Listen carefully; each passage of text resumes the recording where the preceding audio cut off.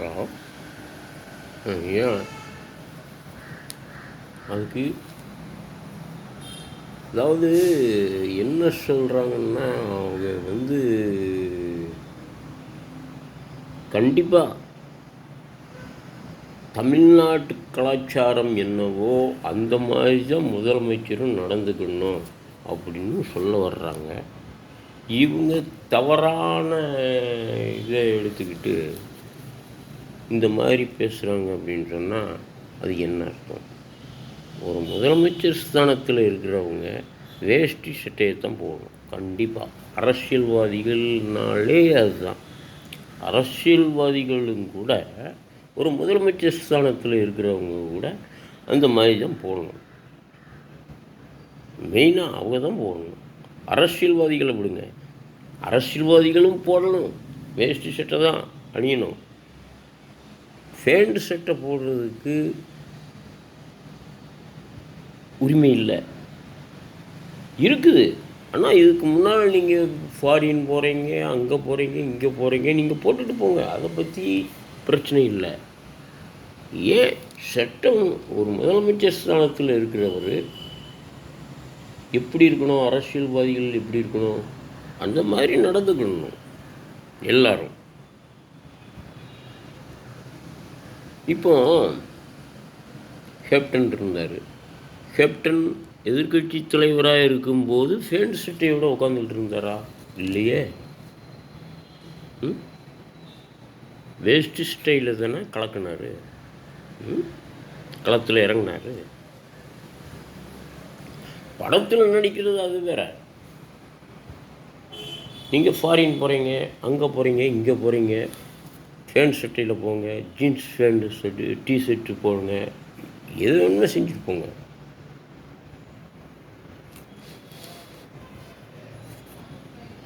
இப்போ தமிழ்நாட்டை பொறுத்தளவில் சட்டம் ஒழுங்கு எப்படி இருக்குன்னு நீங்கள் கேட்குறீங்க. சட்டம் ஒழுங்கு மேன்மேலும் சட்டம் ஒழுங்கு கெட்டுட்டு தான் இருக்குது. அதை பற்றி யாருமே சிந்திக்கிறது இல்லை.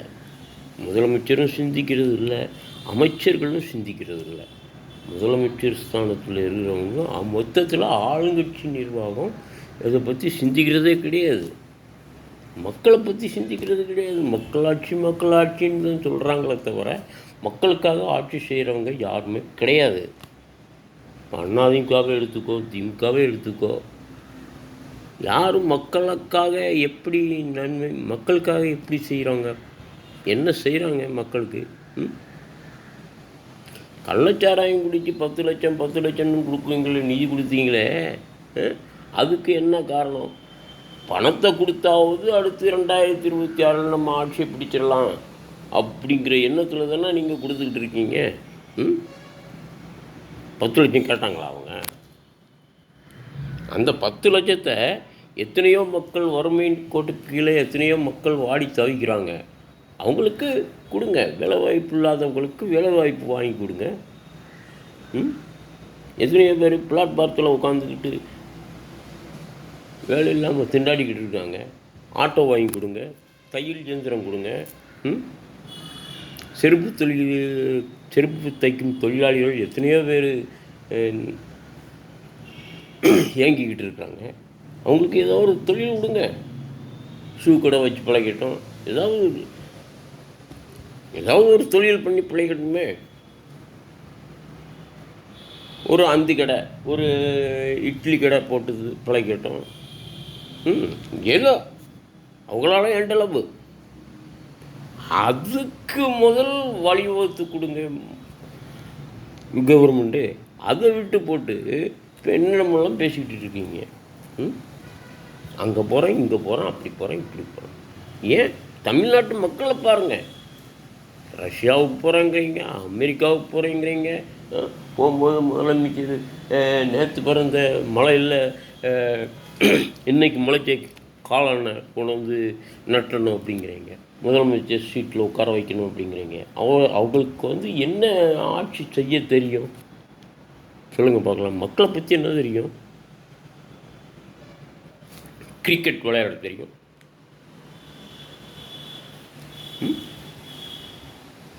வயசு பசங்களுக்கு என்ன தெரியும்னு நாட்டை பற்றி தெரியுமா, நாட்டு மக்களை பற்றி தெரியுமா? அதே மாதிரி விஜய் நேற்று வரைக்கும் சும்மா இருந்தவன் இன்றைக்கி கட்சி ஆரம்பிச்சுட்டு நான் தான் முதலமைச்சர் ஆகணும் அப்படிங்க. எப்படி வர முடியும்? அவங்களோட கூட்டணி, இவங்களோட கூட்டணி கூட்டணி சேர்றது பெரிய காரியம் இல்லை. கூட்டணி சேர்க்குறாங்க பார்த்தீங்களா? ஏன் கட்சிக்குவா, ஓன் கட்சிக்குவா, அவனு பெரிய இவனா, பெரிய தலைவரா? அவனுக்கு முன்னால் யார் இருக்கா?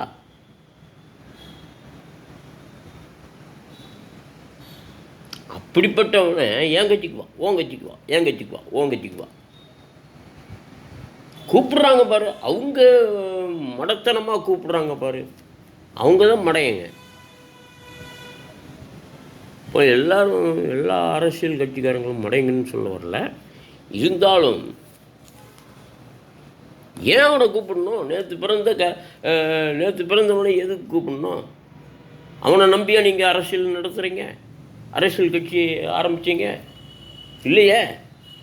பின்ன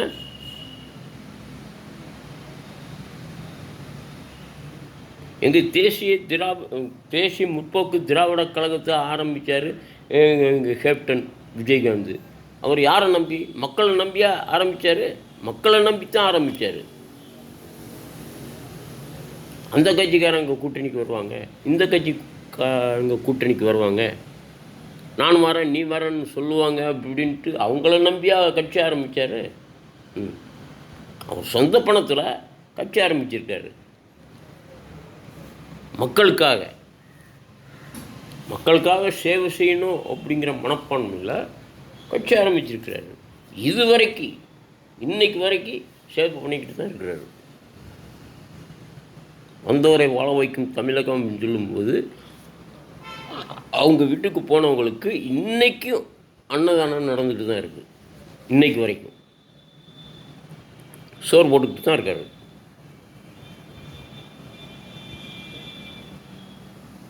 அப்படிப்பட்ட புண்ணியமாக மறந்துட்டு, அப்படிப்பட்ட புண்ணியமாக இருக்கும்போது, நல்ல நிலைமையில் இருக்கும்போது இவன் கட்சி ஆரம்பிக்க வேண்டியதானே அப்படின்னு நானும் கேட்குறேன். ஏன் ஆரம்பிக்கல?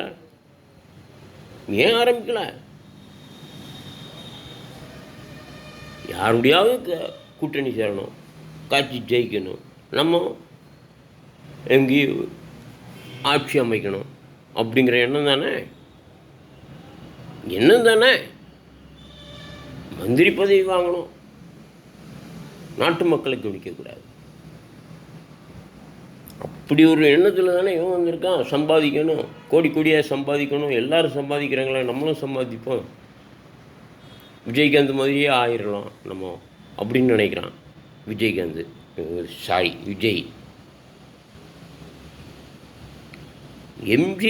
விஜயகாந்த் காலில் இருக்கிற தூசி வேலை பரவானாயுவேன். கேப்டன் விஜயகாந்த்னால தான் இவன் முன்னேறான் அரசு நடிகர் சங்கத்தில். நடிகர்களையும் கூட இவர் தான் வாழ வச்சார். இவர் தான் வாழ வச்சார். சூர்யா இன்றைக்கும் சொல்லுவார், என்னை வாழ வைக்கும் தெய்வம் விஜயகாந்த் கேப்டன் அப்படிங்கிறாரு. இன்னைக்கு கூட சொல்லுவார். அவர் என்ன அவங்க அப்பாவே சொல்லுவார், சிவகுமார், எங்கள் மகங்களை வாழ வச்சதையா இந்த தெய்வம் தாங்க அப்படின்றார். ஏன் இவரே சொல்கிறாரு, நம்ம சந்திரசேகரே சொல்கிறாரு, விஜய் அவங்க அப்பா. விஜய் தான் மதிக்க மாட்டாங்க. அப்படி மதிக்கிறவராக இருந்தோம்னா ஏன் கட்சி கேப்டன் ஆரம்பித்து தேசிய முற்போக்கு திராவிட கழகம் சேர வேண்டியதானே? ஏன் தனி கட்சி ஆரம்பிக்கணும்?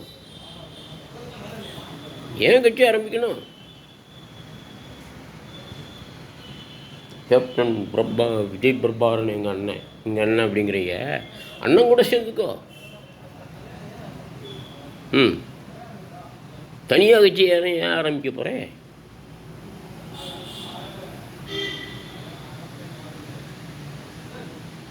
மக்கள் கொடுத்து ஏமாற்றி தலைவராகணும்னு நினைக்கிறியா? இப்போ பாருங்கள், என்றைக்குமே நேற்று வரைக்கும் சும்மா இருந்தவன் இன்றைக்கி புது கட்சி ஆரம்பித்து என்ன ஆட்டம் கட்டுறீங்களோ அந்த ஆட்டம் செல்லுபடியாகாது. அந்த ஆட்டம் விஜயகாந்த் இருக்கும்போதே நீங்கள் ஆடியிருக்கலாம். ஏன் ஆட்டம் ஆடலை?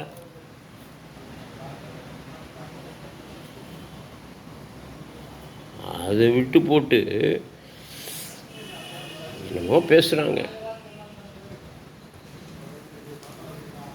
அரசியல் ஒரு சாக்கடை. அந்த சாக்கடையில் எல்லாரும் உழப்புறாங்க. நல்லவங்க யார், கெட்டவங்க யார்? நல்லவங்கள பூரா தெய்வமாக்கிட்டீங்க. இப்போ நல்லவங்க யார்? கேப்டனுக்கு நிகர் கேப்டன் தான். நல்லவங்க பூரா தெய்வம் ஆகிட்டாங்க. கர்ம வீரர் காமராஜர் நல்ல மனுஷர், அவர் தெய்வம் ஆகிட்டார். அறிஞர் அண்ணா, ஈவேரப்பெரியார், முத்துராமலிங்கத்தேவர் ஐயா, இவங்களாம் நல்ல மனுஷங்க தான்.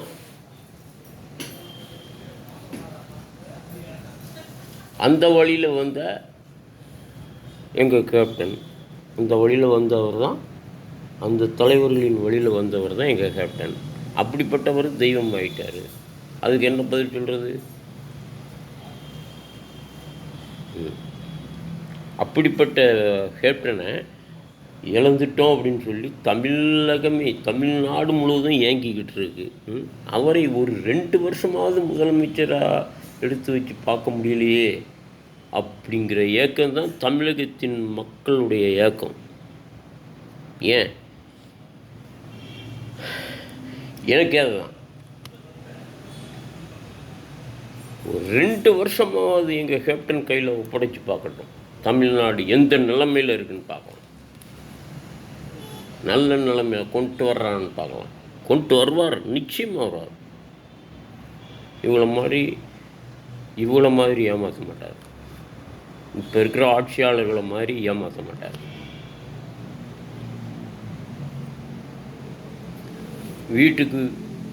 வீட்டுக்கு ஒரு பால் மாடு கொடுக்குறேன்னாரு.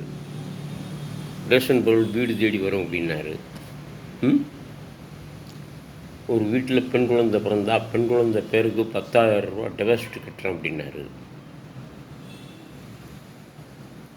அதெல்லாம் உண்மையாக இருந்தால் செய்வார் அப்படிங்கிற நம்பிக்கை இருந்தோம்னா அந்த தேசிய முற்போக்கு திராவிட முன்னேற்ற கழகத்தை ஓட்டு போட்டு ஜெயிக்க வைங்க பார்க்கலாம்.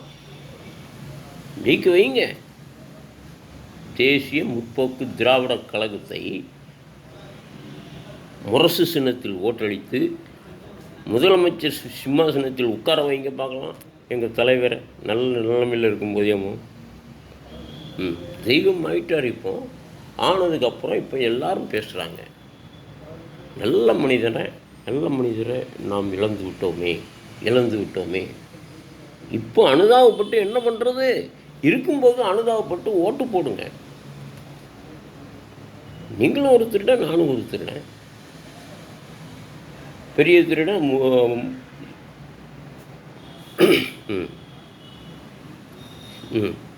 அதுக்கு நானும் சொல்லவில்லை. நீங்களும் ஒரு திருடன், நானும் ஒரு திருடன். திருடனை தானே மாறி வைக்கிங்க. நல்ல மனுஷனை உட்கார வைங்க, நாடு எப்படி இருக்குன்னு பார்க்கலாம். நல்ல மனிதரை நாங்கள் இழந்து விட்டோம். கண்துடைப்பு நாடகம் ஆடுறீங்களா? இல்லை கேட்குறேன். தலைவர் இருக்கும்போது யாருமே சிந்திக்காதவங்க இப்போ சிந்திச்சு என்ன பிரயோஜனம்? இப்போ சிந்திச்சு என்ன பிரயோஜனம் சொல்லுங்க.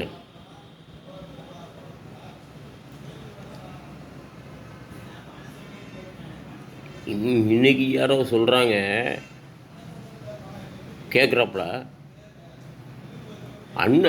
எம்ஜிஆர் இருக்கும்போது அதிமுகவோட கூட்டணி வேண்டாம் அப்படின்னு சொன்னார். பிறகு ஏன் சேர்ந்தீங்க அப்படின்னு சொன்னால் அதுக்கு ஒரு நேரம். இந்த நேரத்தில் யார் கூட்டணி சேருவாங்கன்னு அவர் யாரையுமே கூட்டணிக்கு வாங்கன்னு கூப்பிடலையே. இவங்களா சேர்ந்துக்கிட்டாங்க. அந்த நேரத்தில் அம்மா இருக்கும்போது கூட்டணி சேர்ந்து 29 எம்எல்ஏக்கள் வந்தாங்க. அம்மா செஞ்ச தப்பை சுட்டி காட்டினார். அது தவறா? கலர் கலராக பெயிண்ட் அடிச்சுக்கிட்டு கலர் கலராக லைட்டை போட்டுக்கிட்டு பஸ் கட்டணத்தை உயர்த்திட்டீங்க, பால் கட்டணத்தை உயர்த்திட்டீங்க. எத்தனையோ மக்கள் ஆஸ்பத்திரியில் பிள்ளைகளை பெற்று போட்டுக்கிட்டு வாழ்ன்னு பால் வாங்குறது கூட காசு இல்லாமல் வாழ்ன்னு அழுதுகிட்டு இருக்கு. அவங்களுக்கு பாலை கொடுங்க. பால் விலை கூடிருச்சு. என்ன பண்ணுவாங்க பாவம்? இப்போ காய்கறி விலை கூடிருச்சு. மார்க்கெட்டில் ஒரு விலை வைக்கிறான், வாங்கிட்டு வந்து கடையில் விற்கிறவன் ஒரு விலை வைக்கிறான். கஷ்டப்படுறவங்க நடுத்தர மக்கள் தான் கஷ்டப்படணும். விலைவாசியில் கூடிருச்சேன்னு கூடாமல் என்ன பண்ணணும்? அதான் சொல்கிறேன்ல, ஆரம்பத்திலே சொல்லிட்டேன்ல, நிலத்தில் விளைவிக்கின்ற விவசாயிகளுக்கு விவசாயிகளுக்கு விலை இல்லை, விவசாயிகளுக்கு மதிப்பில்லைன்னு. விவசாயிகள் விளைவிக்கின்ற பொருள்களுக்கு விலை இல்லை. விலைவாசிகள் அனைத்தும் கூடிவிட்டன.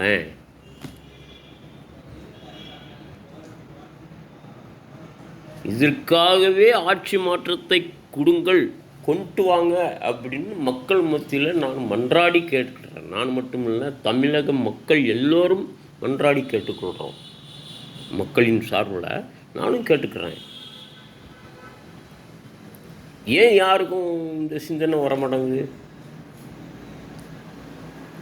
ஒயின் ஷாப்பில் ஒரு பாட்டிலுக்கு ஒரு 10 ரூபா கூட்டிட்டான், 50 ரூபா கூட்டிட்டான். அங்கே பாருங்கள் எவ்வளோ கியூவில் நிற்குதுன்னு. அதுக்கு மட்டும் கியூவில் நிற்குதுல்ல. தண்ணி அடிக்கிறதுக்கு மட்டும் எவ்வளோ கூடினாலும் பரவாயில்ல, இன்றைக்கி ஒரு நாளைக்கு தண்ணி அடிக்காமல் நான் என்னால் இருக்க முடியாதுங்க ஒரு குடிக்காரங்க அப்படி சொல்கிறாங்க. காலையில் 10 மணிக்கு தான் திறக்கான் கடை, அதை தாண்டி தான் நான் வரணும்.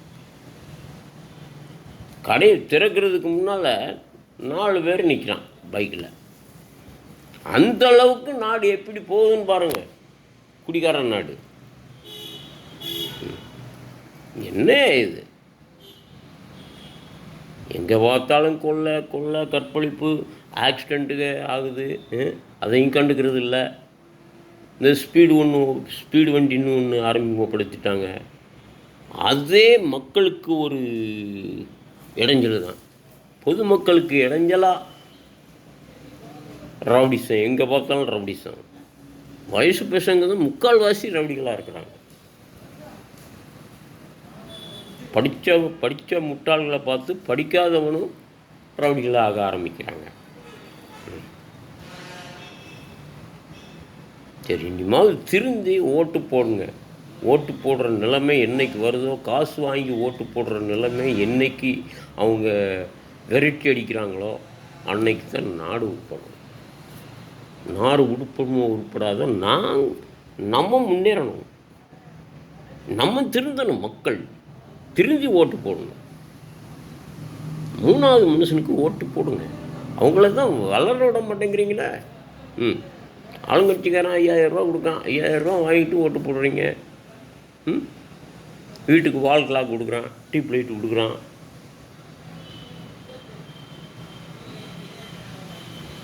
அதையும் வாங்கிட்டு ஓட்டு போடுறீங்க.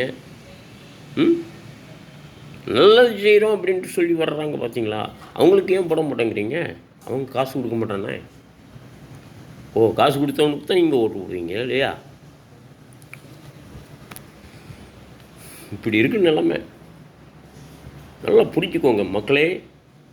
நீங்கள் 2026 உங்கள் மனம் திருந்தி ஓட்டு போடும்போது சிந்திச்சு ஓட்டு போடுங்க.